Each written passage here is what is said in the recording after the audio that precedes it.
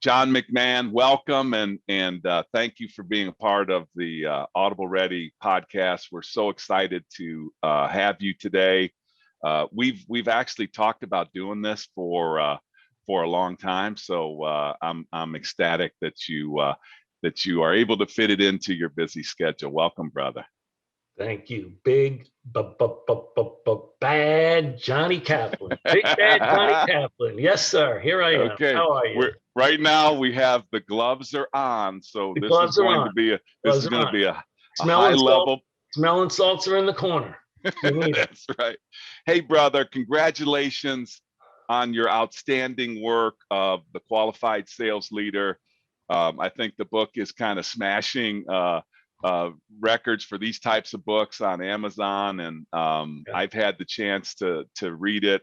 I actually was sweating through parts of it, was wondering if you were going to utilize names as you were talking about some of these challenges that needed to be overcome. But just congratulations, brother. I'd like to ask you a couple of questions, like, why did you decide to write the book?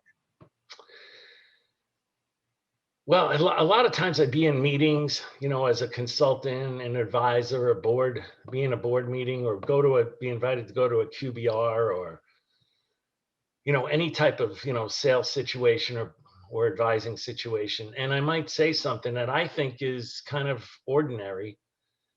And then after the meeting, some people would say to me, hey, what you said in that meeting was really impressive. And I say, well, what was that? And they remind me, and then they say, what book could I read that in? And I thought to myself, there is no book you could read that in.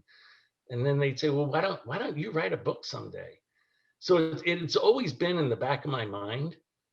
And then I realized, I'm not going to go in any more operating roles. And I see a lot of organizations that are startup organizations that could do a lot better if they had some sort of plan to what they're doing. And I thought, well, if I could put this in writing and make it kind of easy to read, not a boring textbook where you read one chapter and your head hurts, but if I could make it easy, conversational, with a nice narrative to it, then maybe I can give something back to the community that's given me so much. It was so well done, brother. The thing that struck me when I first started reading it was, like, the way that you did it, the narrative that you used, the story. So it's kind of, I don't want to give away too much of it, but it kind of manifests itself into kind of this advisor that's working with this company, and it's observing kind of like a QBR process. But I got to tell you, I've never read a business book like this that really takes the time to create a narrative. So the story that gets created in chapter 1 is actually finishing at the end of the chapter. Most of these things are they feel like boilerplate templates, cookie cutter. I took these 3 chapters out of some blog that I did over here, and then I kind of pasted them all together. So that must have been a significant effort for you. But what kind of feedback are you getting on that narrative? Well, first, I'm not really a great writer. So initially I sat down, locked myself in a room for 4 days and just wrote down a whole bunch of notes and stuff. But a whole bunch of words doesn't make a book. I probably could have wrote the book in a month if I wanted to build a boring textbook that had at the end of it, these 5 things you got to remember. And but there's no real story to it. So what I read one time is that if you want to write a nonfiction business book, the reason people want it is because they want to be transformed. So that really stuck with me. So the whole narrative of the book is I start with a company that's not doing so well and a number of characters. And then throughout the book, I try to take them from where they are today to a real positive future state. And I help to transform these people. And I think that's what really resonates with people.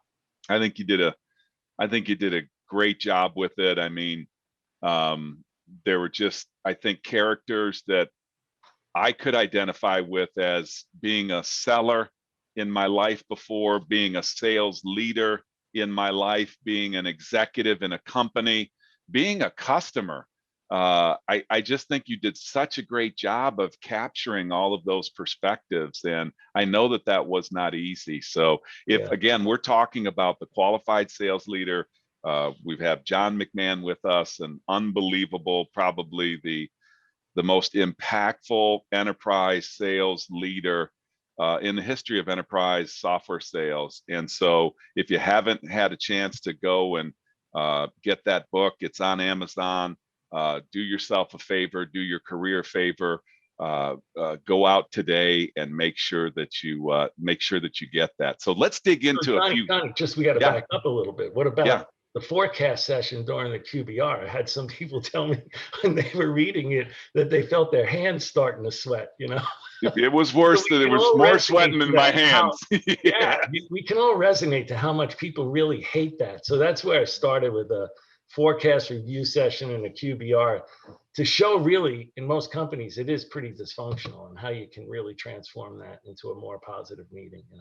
I mean, at the end of the day, when you really think about that moment of truth of an organization, a leader, a rep being able to call the ball, where are you going to finish? How are you going to accurately predict your business? I mean, I've given advice for years telling people that if you are not reliable on the way that you predict your business, you will never move up a sales organization. You'll never lead a sales organization. So the fact that you kind of open up the book and put us right in that moment of truth was, there was some perspiration happening for me as well.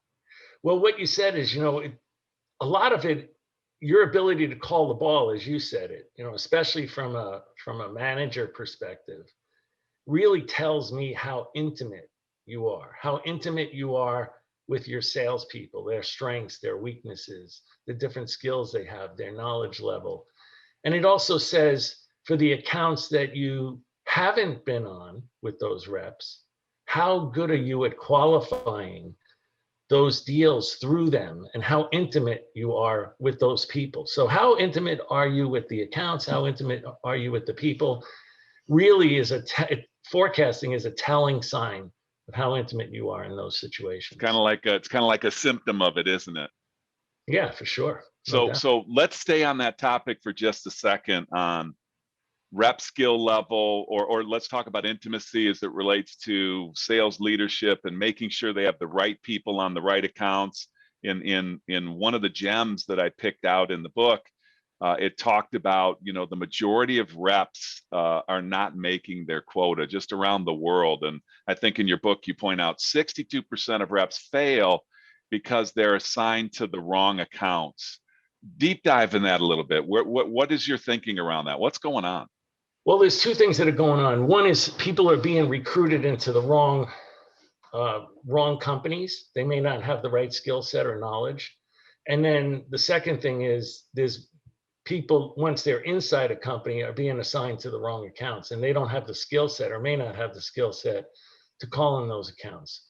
And a lot of people might think, and I've heard this before, well, sales is sales.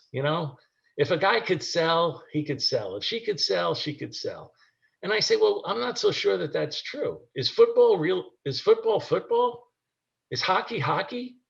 Is any sport the same sport? So, my analogy is Tom Brady on it's almost hard to say that he's on the Tampa Bay Buccaneers. But Tom Brady will go down as maybe one of the greatest quarterbacks that ever lives. And no one will really doubt his knowledge of the game, right? But is football really football? Can you take Tom Brady and assign him to the wide receiver position? He'll fail on the first play. Could you recruit him onto a different team and put him in the linebacker position? No, he'll fail on the first play. So I don't think people take enough time to analyze who are the right candidates for a company of our stage and our size with our accounts, the personas we're going to call on, and the use cases that we have. And are we also, once we've recruited these people, have we trained them and developed them so that they can be assigned to the right accounts and match the skill set required to be successful in those accounts, right? Calling on a small company where it's just one line organization is one thing. Calling on a company where they have divisions that are spread, throughout a couple states, and then there's also corporate people, and trying to corral all those people into a common decision criteria, a common decision process, one cost justification. wow, that's a completely different skill set. And a lot of times reps get thrown into these situations where they even think themselves that they can handle these accounts, and they really can't, and they fail. John, you're let's stay on this topic of intimacy. And like when I worked for you, I'm not even sure. This is nothing against recruiting organizations or recruiting resources. That was never your point when you told us that we were responsible for recruiting. I understand it now so much more than I understood it then, because it's this intimacy of like there's knowledge, there's skills, and there's character. And I'm kind of summarizing what you're saying. This is what it's turned into for me. The company has certain responsibilities of, okay, we can give you knowledge if we're expecting you to have knowledge before you come to the role, or if calling on these types of accounts creates some need for specific knowledge as well as skills, is just as important to an individual's character. And I think for years, all the books are written about, find people with great character and like, hey, we're just, yes, that is true. And we have to make sure that we're finding the people of great character. But what your point in this book for me was selling is more complex than that today. There is collaboration. Very rarely are we one person selling one thing to another individual. People are buying as a service, which means they probably have some type of an engagement in the beginning, some type of commitment, some type of customer success or renewal. So now you have all these other skills and collaborations that are needed. But your point that jumped out at me in the book is like if you don't get intimate with the what and the how of what you're going to ask these people to do when you're recruiting them, and then you're not intimate with that when you're making territory assignments and account assignments or what have you, that's probably why that number is so high on 62% of the reps out there are failing. Right. Missing their Well, quota. if you think about it, like what you said is the what and the how. The what is the playbook. So, Yes. The hockey team, the football team, they all have a playbook, and every player needs to be knowledgeable about that playbook. They can't actually think when the play is called. They have to know. So there's no thinking, you have to know. And then there's the how. How do I execute each and every step of that play flawlessly? And that's when they're out on the practice field every day doing drills. Drill, do it again, do it again, do it again until we make it flawless. So there's, like you said, different aspects of knowledge, and there's different aspects of execution or how this play is supposed to be pulled off flawlessly. And it's no different in sales. I don't know why people think it's different in sales. Yeah, I think there's some people that you might think of as what I might call artists. I've had a couple people work like that for me. And those people are people that can do certain things without thinking of exactly how they're doing it, right? It might be analogous to Wayne Gretzky in hockey. I mean, he was just a phenomenal player. And if you probably asked him, well, break down how you actually did that, he probably didn't think about it. Whereas other people may have to think about 3 different things just to do one thing that he did, right? So yeah, it's different people. But to your point, it goes back to how intimate are you with your players? And do you know what they know? And do you know how they can execute the play, where their strengths are, where their weaknesses are, where they need coaching, where they have fears, where they have insecurities? You have to know those things as a leader. And I think that you did such a great job. I mean, like words matter. And the way you titled the book, The Qualified Sales Leader. So words matter for me. When I read your book and it became crystal clear as I went through the book, you are definitely talking about qualification in all aspects of everything that we do. You are also talking about being a leader. And it doesn't mean that when you read this book, when you grab this book, when you're listening to this, don't shut down and say, well, I'm not a sales leader, so I shouldn't buy this, I shouldn't buy this book. The best feedback you ever gave me, John, when we were talking about going to the next level, when I was working for you, you said, hey, Kaplan, if you want the next job, act like you already have it. Mm-hmm. And because you did such a great job of having a playbook out there, it was like the answers to the test.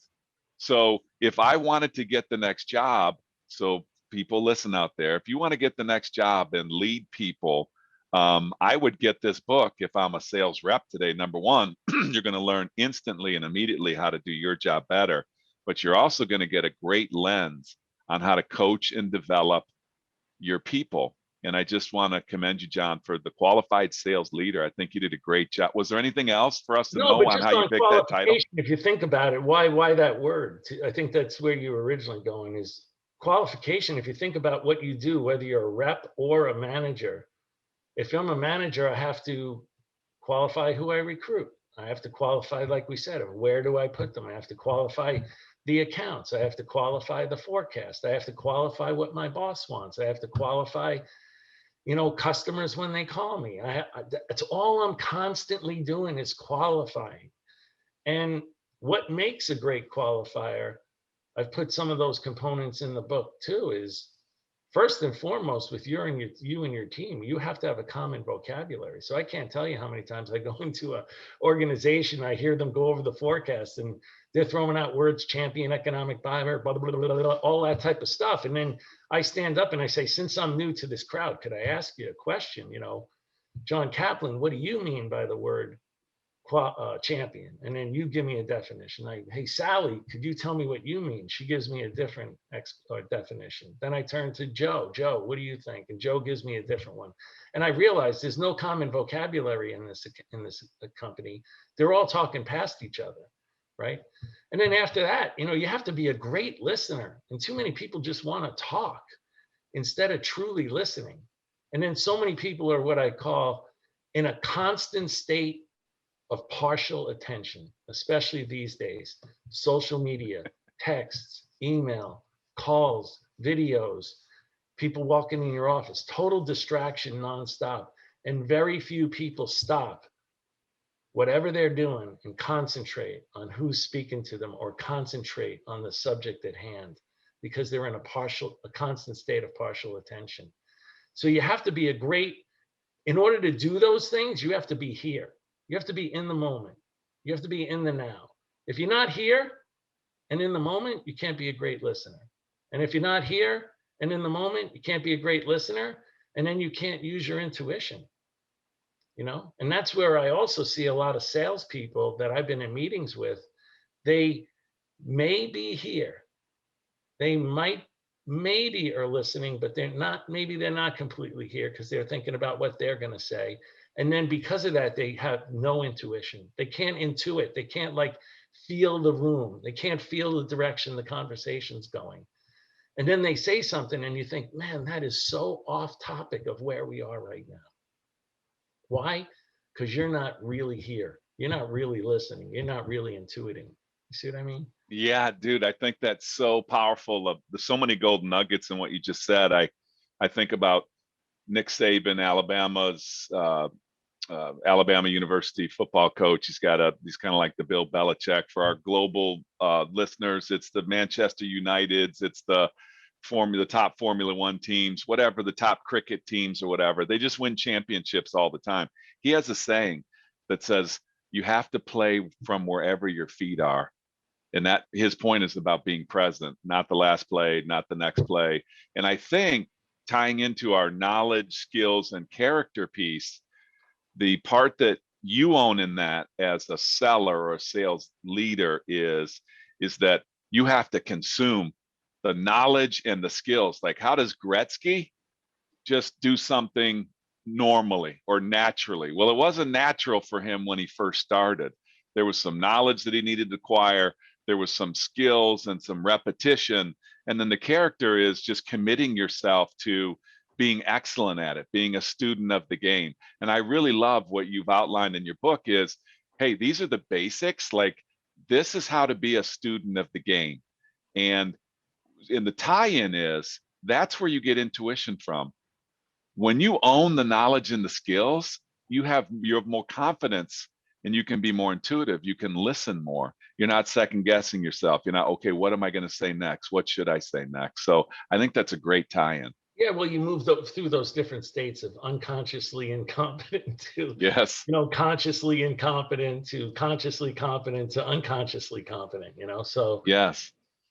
somebody like a Gretzky was unconsciously competent, right? So uh, sometimes those types of coaches, though, have a hard time going down to somebody that's unconsciously incompetent and Yep. telling them exactly what they have to do, because they were artists, right? So Yes. sometimes some of the best leaders came from the reps that maybe struggled the most, and they knew all the different steps you had to do, and they Yeah. struggled through those steps. So when they become a leader, they're able to take somebody that's unconsciously incompetent or consciously incompetent and walk them through those different steps, because they had to go through the struggle. And as you always say, the learning is in the struggle.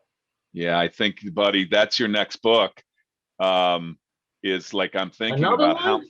Yeah. Yeah. Well, maybe it's a This last podcast one, series. I'll let you off the hook. Maybe it's a podcast series, but we could do a whole this podcast last one was series. painful. Yeah. Okay. Yeah. But the point that I really love that you're highlighting is, you could be a great rep out there listening today and really, really listen to what the advice that John's giving you is. When you are unconsciously competent, that's actually almost as dangerous as being unconsciously incompetent or consciously incompetent.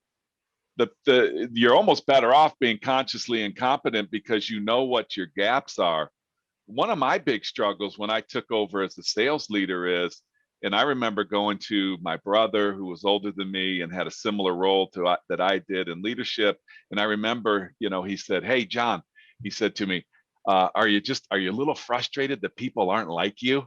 And Yeah. I'm like, Right. exactly, Right. exactly. And he was just trying to prove a point to me was, well, that can't be with where you land to take on your leadership role. That's just a statement. People are not going to be where you are. You wouldn't have gotten the job. Do you know why you're good at what you do?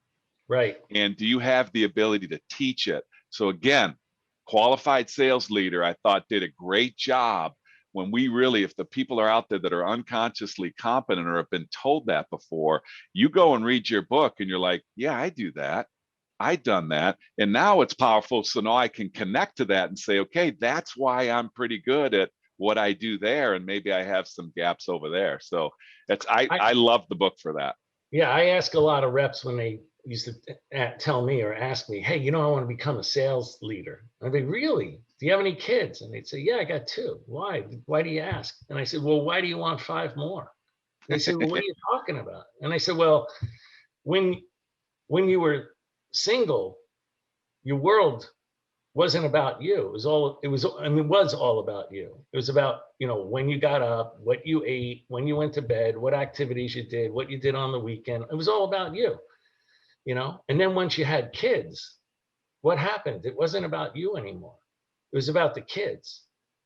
When they get up, when they go to bed, what they ate, what they do on the activities on the weekends. Your whole world was around, now became, there was in their world, right? And then the other thing you quickly discover is these kids that grew up in the same household with the same parents are completely different. They got different strengths, different weaknesses.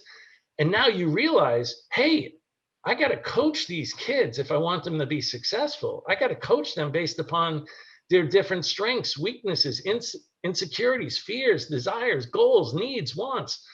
And if you're not willing to do that and be selfless about it, if you won't be selfless, then you won't be a great leader. So if you do want to transition from sales rep to sales leader, you got to take your ego off, unscrew it before you leave the house, put it on the dresser, leave it at home, and understand that this job is not about you anymore. It's about them. And when you make those people successful, by definition, you're successful. That's such a good point. I think I remember somebody telling to me when I took over my first leadership, my first management role, my boss said to me, "Congratulations, you have just lost your right to think about yourself first." Yes, And that's I did. good. I hadn't heard that before. That's good. I sat with it for a second. I didn't really understand what it meant, but then as I got into the role, I'm like, okay, I get this. And so as we're going through this book, as you're reading this book, one of the suggestions that I have for you, for our listeners, no matter what your role is, I want you to have two lenses as you read this book. The first lens is, if I'm a sales leader, I want you to have a lens that says, this is the what and how of the playbook and of success. So it's not whether or not you do these things. If you're a sales leader, first you have to understand the knowledge and skills, but then you also have to understand, how can I coach and develop these? And I think, John, in your book, in The Qualified Sales Leader, you do such a good job of that. So that's from the qualified sales leader perspective. Now, if you're the seller, I want you to keep those same two glasses on. I want you to put your glasses on. It's okay, this is the playbook. This is what I'm supposed to execute against. But when you put your leader's glasses on and say, okay, this is why they're asking me to do this.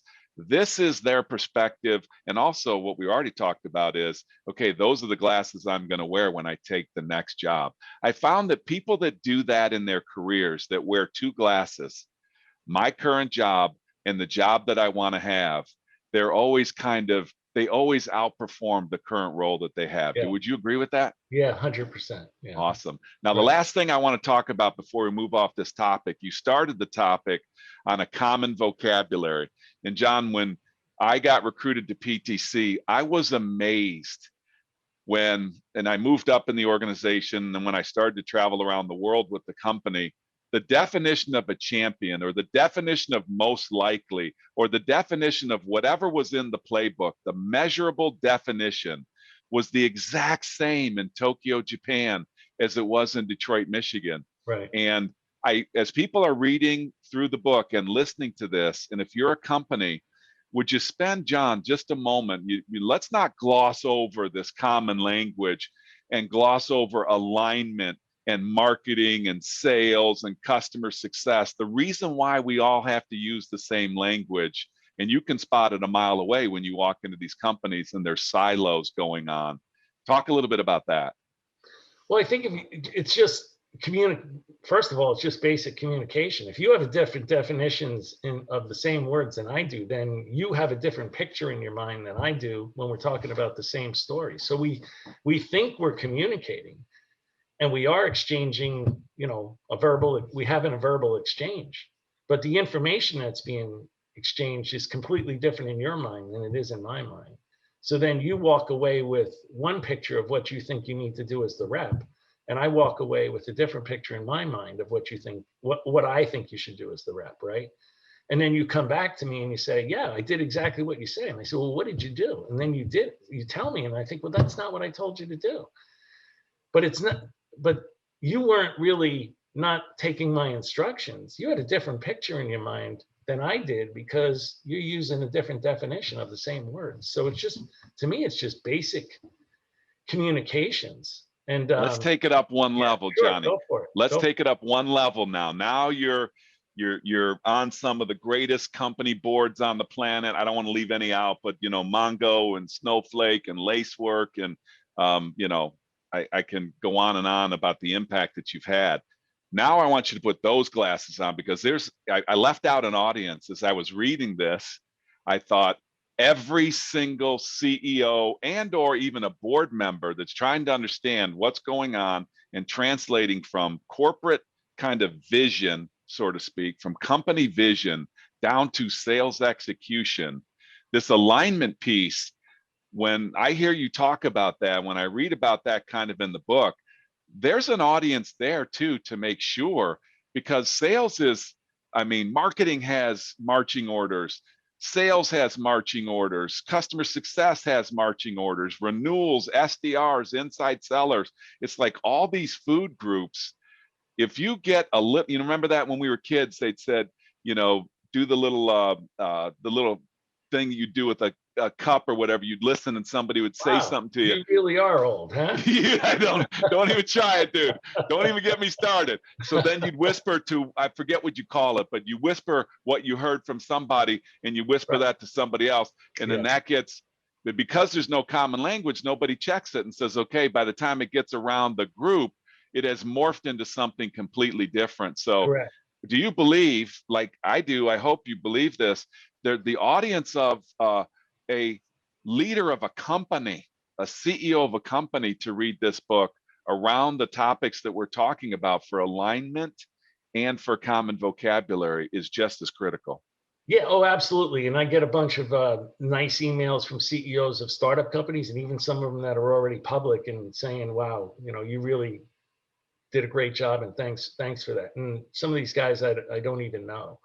But one of the ones that hits home the most when I go into these, especially startup companies, is they don't have any type of ideal customer profile. So what happens is most of these companies are started by a technologist, and a technologist believes that everyone's going to buy their baby. And maybe someday everybody will buy their baby.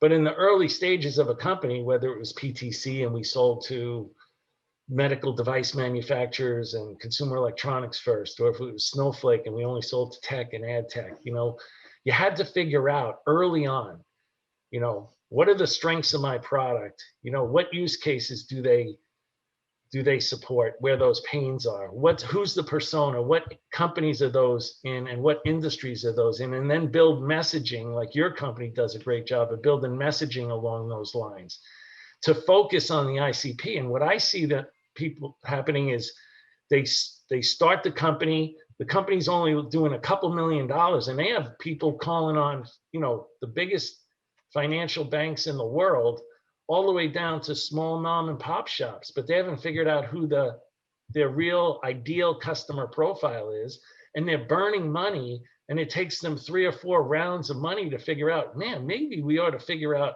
who we really should sell this product to. And I use the analogy of Jesse James, who was the famous bank robber in the 1840s. He robbed like 41 banks, him and the James gang, they called them. And he was asked, why do you rob banks? And he said, because that's where the money is. Absolutely. Right? And that's no different for a startup or for any company to figure out who are our ideal customers, that our product aligns perfectly to them. And not only the product, but is the sales force ready to call on those types of companies too? And do they have the highest propensity to buy our product and buy it now? And when you do that type of homework, that's when you can optimize sales productivity, optimize average deal size, and then start to really scale your sales force. I love that, John. And that works so nicely to our belief in what we call the 4 essential questions. When you go down that path, it's now you have that ideal customer, but what shapes your thinking is, okay, so what problems do we solve for those customers? How specifically do we solve them? How do we solve them differently or better? And depending upon the stage of the product, either where are we going to show that we've done it before, or who are we going to stand up that is going to say that creates proof points, case studies, and testimonials. And the biggest thing is, what is the quantifiable business value that the customer is going to get?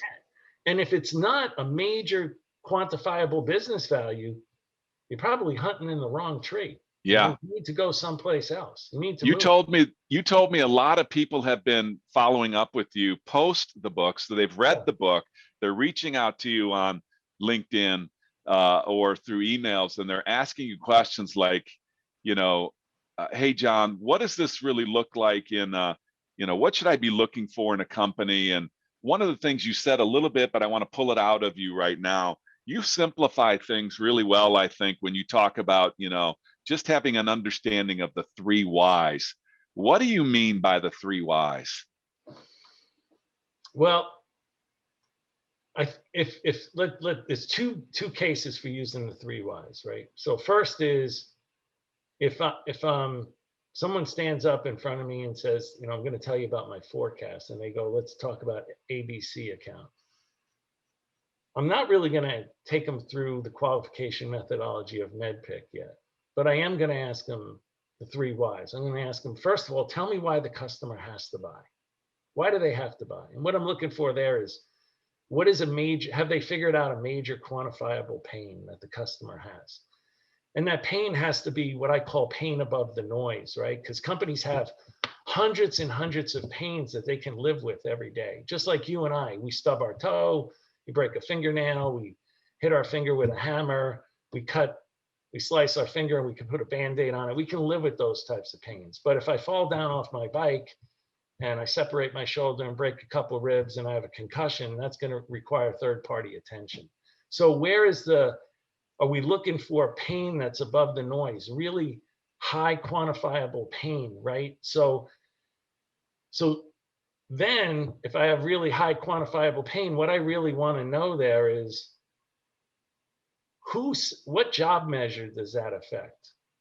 Like who suffers in the organization and what suffers? And what I mean by that is who's the person that suffers the most because their job measure suffers the most. And then that tells me that that's the ideal person that we have to get to, right? So that's the why you have to buy. Now, what about the next one is, why do they have to buy from us? Can't they do this some other way? You know, are there other more ideal solutions to solve this pain than our product? So tell me how our ideal, unique, or our unique differentiators align perfectly to the pains that they have and solve those pains. And solve those pains in a way in which we can quantify the cost justification and drive a really high average deal size because the customer is getting a lot of quantifiable business value on their side. So we should be able to drive in proportion, a higher average deal size. And the last one is, tell me why they got to buy now. Why is the pain so urgent that they have to buy now? Why can't they wait? And a lot of times if people will say, well, they're going to buy by the end of the quarter. Well, why are they going to buy by the end of the quarter? Just because it's our quarter? You know, tell me why they have to buy now. Why is the pain so intense that they have to do it now? Love it. In the book, So you highlight that in and then in MedPick, in the identification of pain. You're looking for the pain above the noise. That's what you're looking for in MedPick. Right. Love it. Pain above the noise. And the second way in which I use the 3 whys is when companies ask me, hey, can you come be an advisor? Could you be a consultant? Could you be a board member? Whatever it is.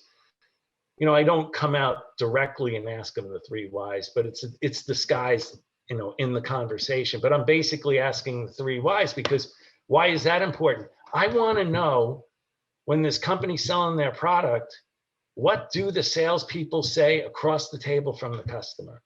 And if they can't answer those 3 whys, it's time for me to look at my watch and get out, right? So powerful. Let's recap those 3 whys. John, I think that's so powerful. First one, why buy anything? Second one, why buy from you? And 3 is why buy now? Well, not why buy anything. It has to be, you know, why do I have to buy? Yeah. Yeah. Are you wordsmithing me? Remember, are you wordsmithing me, dude? No, but it's a little bit because it's why do I? Is this a forecast session? You're not going to accept what I told you? Okay, go ahead. I'm going to qualify you. I'm the qualified sales leader. Yes, you are. No, listen to the words. Why do I have to buy? So the have to buy is what everybody hears. That means that there's a pain. But remember what I said is we also have to identify who that I is. I love that. Who suffers and what job measure suffers, right? And then why do they have to buy from us? Because we're uniquely qualified and differentiated to solve it. And then why do they have to buy now? Now. I love that. And that's a big point in your book when you're talking about pain above the noise, intimacy around aligning people with the right accounts. There's knowledge, skills, and character associated with that. And when you're looking at a forecast and people have those types of accounts on a forecast where the pain is supposed to be above the noise, but they don't have the skill set to get above the noise, and you're managing a forecast and looking down at a rep that's on an account that's going to need that. It's where the whole story comes together in that QBR. Yeah. It's right. So rich. That last one, why do I have to buy now, is, you know, you can also ask it a different way. What are the negative consequences of them not buying now? What happens? Yeah. So what, right? Right. So if I fell down off my bike and I had a separated shoulder and 3 broken ribs and I was cut up, and you ask me, well, what happens if he doesn't go to the hospital now? I mean, we can think about it very specifically, right? And that should be the same thing in a sales situation. What happens if they don't buy now? What's the negative consequences? Really good, Johnny. Really, really good. We're going to link in the show notes a conversation that you, myself, and Cedric had at a town hall or a fireside chat, I think we called it, for MongoDB. And it was such a joy because I know a lot of people are asking, hey, John, where do I find like companies that do this? And more importantly, I think they were saying, how do I know I'm looking at a great company? And just for the listeners, I thought that you did a incredible job in that fireside chat. You talked about great technology, companies with great technology, companies with large and fast growing markets. And then this third one, which might have surprised some of the listeners that were thinking about asking that question to you, companies that invest significantly in employee development. And that's really sums up what you've done your whole career. Do you have any comments on that? Well, first, I think, I still think of myself as a student of the game. I think the day that you think that you know everything about sales, I mean, it's you're going down, you're not going up anymore, right? So you have to think of yourself as a student of the game, and what are all the subtleties? What are all the idiosyncrasies of the game? And the more that you can try to master those, whether that's knowledge or a lot of times it's a skill, the better off you're going to be, not only as a performer, but also as a great coach or great leader. So I tell people, I mean, you have to look at the market size. How big is the market? And how many competitors are in that market? If you have a market that's $1 billion market and there's 10 competitors in there, there's not a lot of room for error, right? And if some acquirer comes in and picks one of them or two of them, the other 8 are in dire straits, right? So how big is the market? Because that floats a lot of boats. You and I were at a company called PTC, and we were selling CAD CAM, and we went from 0 to 1.1 billion in 9 years. But what happened? The market was only 2.5 billion. So we ran out of space really quickly. So market size is important, market growth, those types of things. But if you really want to be a student of the game, you really want to learn, you really want to grow, tell me how much they're investing in training and developing their people. That's so important. I love that. And I think that it comes out in the expectations of the playbook that you highlight so well in the book, The Qualified Sales Leader. So now it's test time. Ready? So, test, and okay. I'm doing a little test I'm time. Nervous You're testing me. And these, when I was working for you, these didn't go so well. So you might have to give me a break. But you told me you wanted to turn sideways during the forecast. Yeah, and it's getting harder and harder for a guy like me to turn sideways, buddy. So that's a problem. But here are my takeaways for your book, which I really, really love. For me, and I could hear you saying this, you and I have known each other for 25 years, and I was very, very blessed to work for you and to work in an organization that you were leading. So here are my big takeaways. I remember you saying to me, if you want to be successful, and this was in a interview in a Denny's in Detroit. I remember it well. Yeah, well, I remember it because I'm not sure you looked at me through the entire interview. You were looking outside, and I don't know where you teach that in recruiting hygiene. But I was thinking. You said you're supposed to be present, but you're looking at, there was a bunch of cranes outside that you were looking at. You weren't even paying attention. I was digesting very carefully what you said and getting ready for my next qualified question. Okay. But here's what you told me, and it was incredible. You said, you want to be successful in this job, John, you have to be a voracious qualifier. Yes. That term came from you, and I think about what that created at PTC, 43 straight quarters, 10 plus years of never missing the number to Wall Street.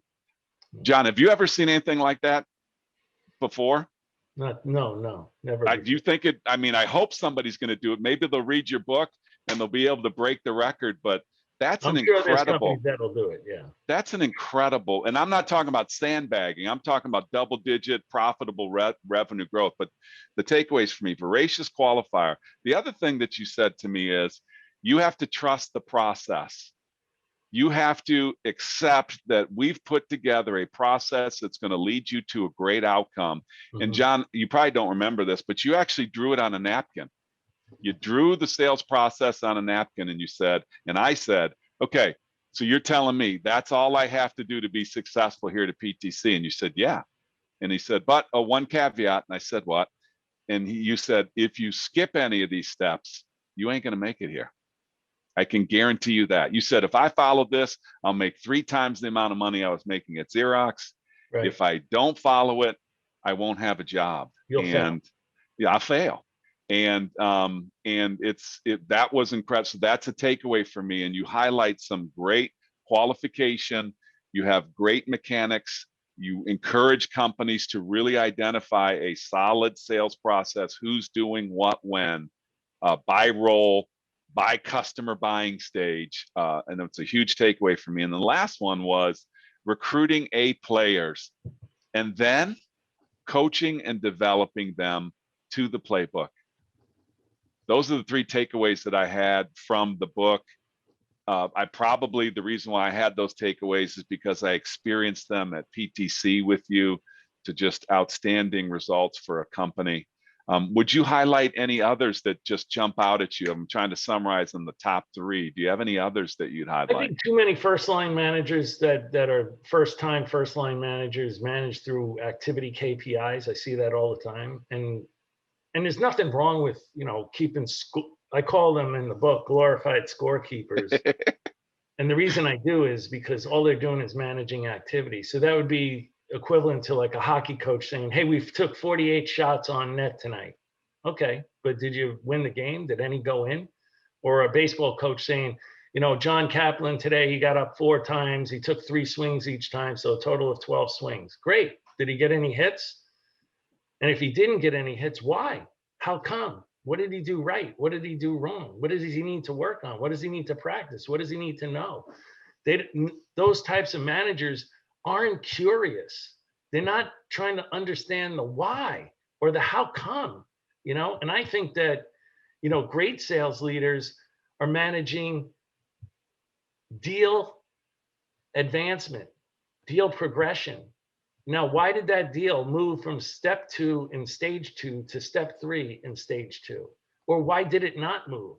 And what is Kaplan doing right or wrong that doesn't allow him to ever get past that step? What skill does he need and knowledge does he need to get to the next step, right? Yes. That's really what I think I see a lot of in first-time managers, that they're just glorified scorekeepers, but they never understand the why or how come my people aren't successful, and what are they doing to coach them to be better.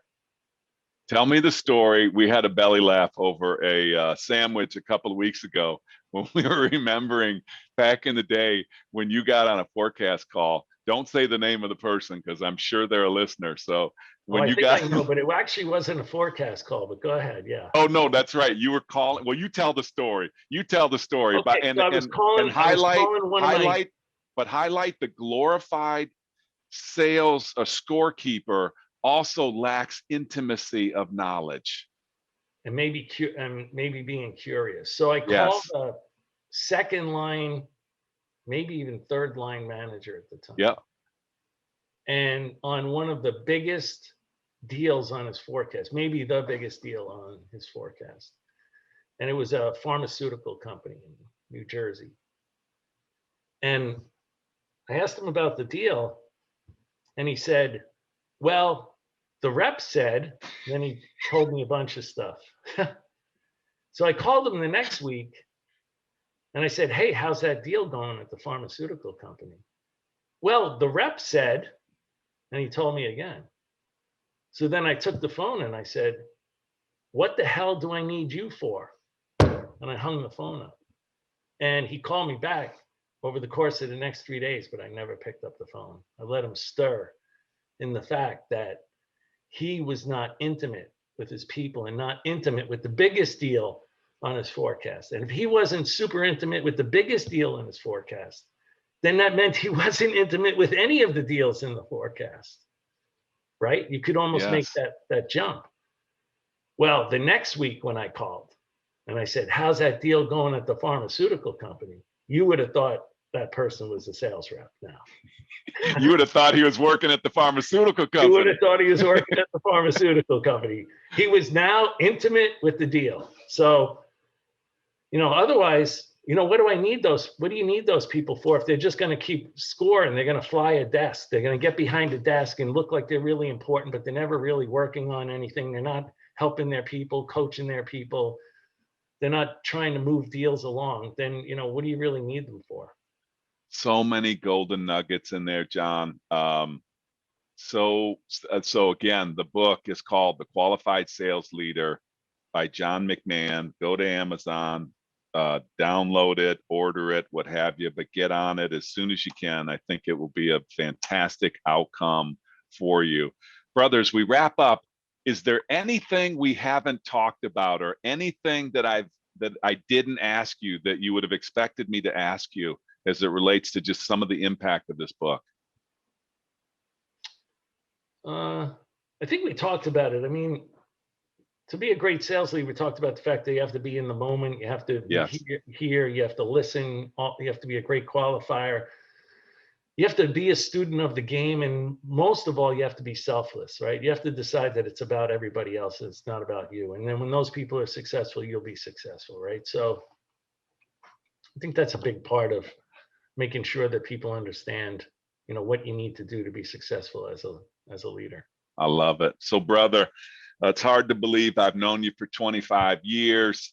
Hiring me at PTC absolutely changed me and my family's life. I'm going to be serious here for a little bit. I don't know if I've ever had the chance to really say this to you. So thank you for that.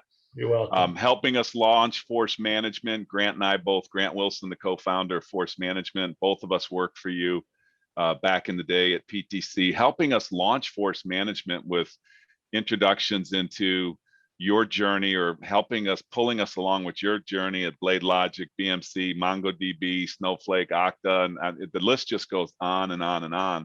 And now, John, just a little bit selfishly, in a way, this book has benefited Force Management tremendously.